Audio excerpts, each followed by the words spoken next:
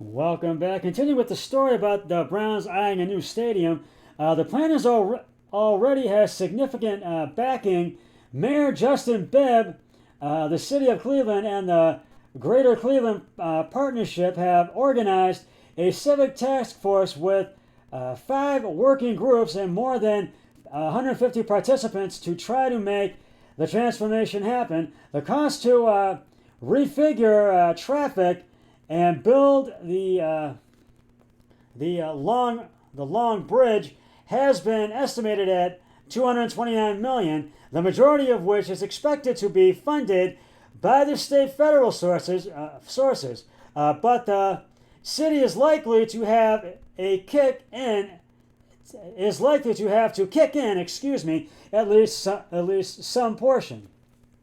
That cost would compete against any funding the city might provide toward uh, renovating or a new Brown stadium, but it seems unlikely that the uh, the the poorest big city in the nation would have much more to give.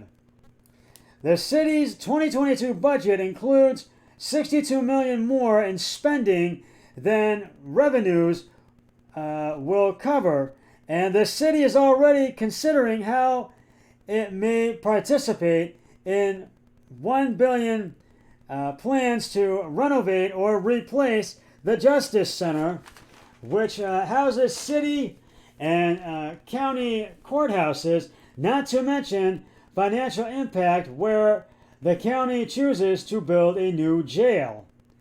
In an interview on Cleveland.com's Today in Ohio a podcast leading up to the election, reporter Seth Richardson asked Mayor Justin Bibb what he would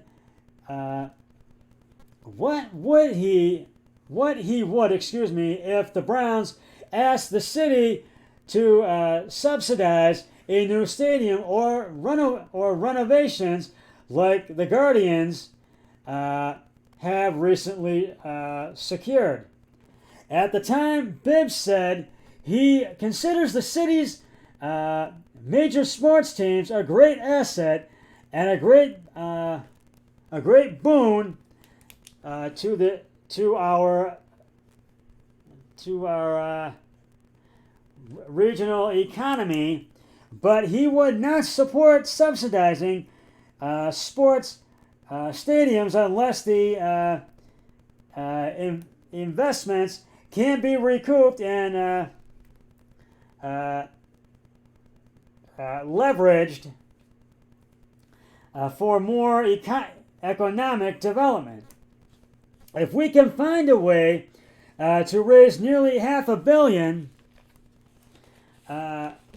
to support Progressive Field and their renovations, then surely we can also find a way to have the same level of investments to support our neighborhood, Bibb said at the time. Though the city and the county have partnered to fund other arenas, each picking up a third of the tab for $202.5 million in renovations to Progressive Field as part of a lease agreement with the Guardians. It's unlikely that the city would be able to turn to the county for support. Either Cuyahoga County Council is already weighing plans to spend $550 million on a new jail, $1 billion on a facility, and $30 million or more on planned renovations to the Global Center for Health Innovation.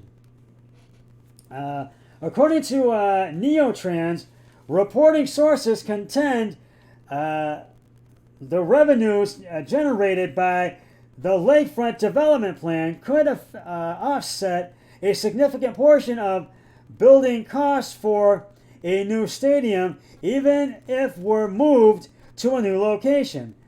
The Post referenced two potential sites under consideration, either where the main post office currently stands at 2400 Orange Avenue, southeast of downtown, or near the Federal Bureau of Investigation building at 1501 Lakeside Avenue.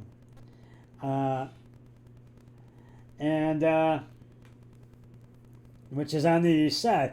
They also say a stadium which with either a permanently, dome or a retractable roof would also be able to generate revenue year-round, providing space for concerts, shows, and other major events. The current open-air stadium is used only about a dozen times a year. It appears the Haslams have just been waiting on final waterfront redevelopment plans to pull the trigger on plans for an upgraded stadium, according to reporting on the Browns' official website. The city and the Greater Cleveland Partnership has taken over the waterfront development piece, and we have committees working on that. D. Haslam said in March. Our part now is how we bring we bring the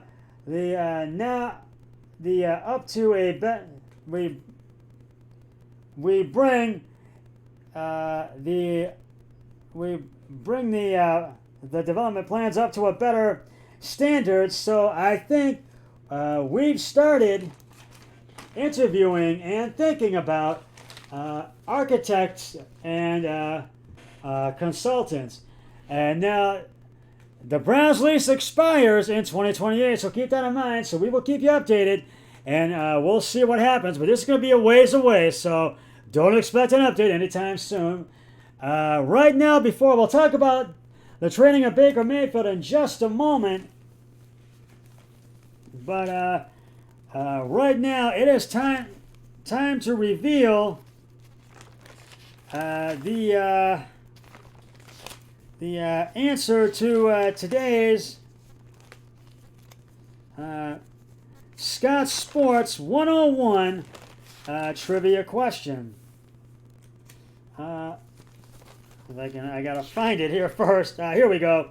Which two players share the single-season record for home runs by a Twins center fielder? And if you said Kirby Puckett in 1986 and Torrey Hunter in 2006, you are correct. Kirby Puckett in 1986 and Torrey Hunter in 2006 hit home runs while primarily playing center field. And I will have another trivia question on my next podcast, so stay tuned for that. Well, it is official. The Browns have traded quarterback Baker Mayfield to the Carolina Panthers for a conditional 2024 draft pick. The Panthers will pay $4.85 million of Mayfield's salary, while the Browns will pay $10.5 million. A source told ESPN's Adam Schefter. Mayfield agreed to convert the remainder of his $18.8 million salary into incentives to facilitate the deal, which is pending on a physical. Mayfield can earn back that money based on the team performance, a source said. The Browns will receive a fourth or fifth round pick in 2024, depending on Mayfield's playing time in Carolina, a source told ESPN. For the pick to go to a fourth rounder, Mayfield will have to play 70% of the snaps, a league source told ESPN's David Newton. Mayfield, the number 1 overall pick in 2018, in the 2018 draft, joins a Panthers team that already has Sam Darnold, the number 3 overall selection in 2018, on its quarterback depth chart. The Panthers also selected Matt Corral in the 3rd round of this year's draft. The Panthers have no intention of trading Darnold after acquiring Mayfield, a league source told Newton. Now, Mayfield and Darnold, who competed with each other to become the number 1 pick in 2018, will compete again in training camp to vie for the right to be the Panthers' starter this season, a league source told Schefter. If Mayfield wins the starting job, his first starting assignment will be against the Cleveland Browns on Sunday, September 11th, who are scheduled to visit the Carolina Panthers in Week 1. The Browns are currently 1-point favorites at Caesars Sportbook. Panthers quarterbacks posted a 30.3 QBR last season, which ranked 30th in the NFL according to ESPN stats and information. Mayfield had a 35.1 QBR last season. Season, ranking 27th of the 31 qualified quarterbacks, while Darnold was the only non-rookie with a lower QBR. With the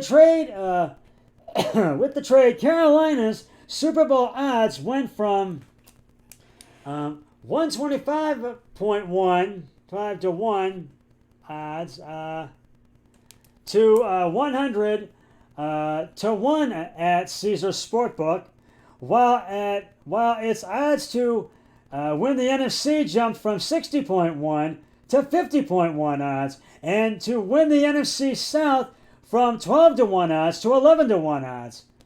We want to thank, and the Browns and the Haslam said, we want to thank Baker for all his contributions to the Cleveland Browns. Owners Jimmy and Dee Haslam said in a statement, from the moment he was drafted, he gave his all for this organization and this city with his fierce competitive spirit, and he excited the fan base and accomplished things that no other player at his position had done in Cleveland for a very long time. And he also made a difference in the community, whether it was hosting events at the Boys and Girls Club, honoring our troops, supporting the Special Olympics, as well as countless other charitable endeavors. We are grateful for everything he did for the organization, and we wish him and Emily well in the future. The Mayfield trade comes on the heels as Cleveland's blockbuster deal with the Houston Texans landed quarterback Deshaun Watson, and the Browns gave Watson a new 5-year deal worth $230 million, fully guaranteed, the richest deal in any guaranteed money in NFL history, and $80 million margin. Cleveland also surrendered the first-round picks in the deal, the first team to do so far in a single player since the Minnesota Vikings traded for 3 first-rounders to the Dallas Cowboys for running back Herschel Walker in 1989. With Mayfield gone, the Browns now have a starter, Watson, along with Jacoby Brissett and Josh Dobbs, at quarterback. Watson, however, might not be available to the Browns at all this season. He has been accused, as you know, of the civil lawsuits, as I've mentioned, by 25 million of actions ranging from sexual assault to inappropriate behavior during massage sessions.